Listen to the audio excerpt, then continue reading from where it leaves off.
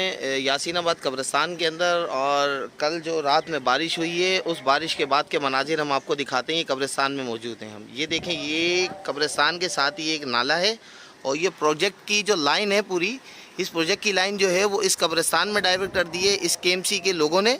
और ये डिपार्टमेंट के वज़ीर आला और वज़ीर आज़म से हम अपील करते हैं कि इसको जो है फौरी एक्शन लें। और ये देखें, ये इतना बड़ा प्रोजेक्ट जो है इसकी लाइन ये कब्रिस्तान में किस तरह डाइवर्ट कर दी है। और कब्रिस्तान के अंदर ये नाला निकाला गया है। पिछली बारिशों में भी ये कब्रिस्तान के अंदर दीवार गिर गई थी नाले की, और बग़ैर सरिये की ये लाइन जो है दीवार खड़ी की गई थी केएमसी की जानिब से। और ये देखें, आज मैं आपको दिखाता हूँ ये बैक साइड के ऊपर किस तरीके से नाले में कब्रें बह गई हैं।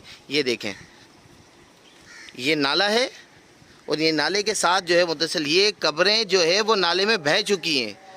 तो अगर मेरी ये वीडियो वज़ीर आला तक पहुंच रही है तो मैं ये कहता हूं कि अगर आपके वालिदैन की कब्र कब्रिस्तान में किसी नाले के साथ जो है डाइवर्ट कर दी जाए तो आप पे क्या बीतेगी।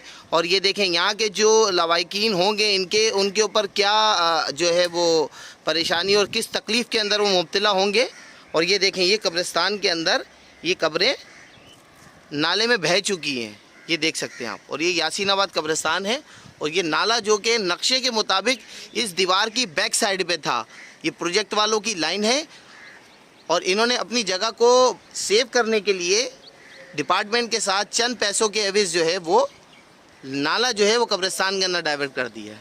तो मैं अपील करता हूँ वज़ीर आला सिंध और वज़ीर आज़म से कि खुदारा इस के ऊपर फौरी एक्शन लें, और फौरी तौर के ऊपर इस पर एक्शन लेके इस बाकी जो कब्रें रह गई हैं इस कब्रों को बचाया जा सके, ताकि जो लवाकिन हैं उनकी अजियत में कुछ कमी ला सकें। शुक्रिया।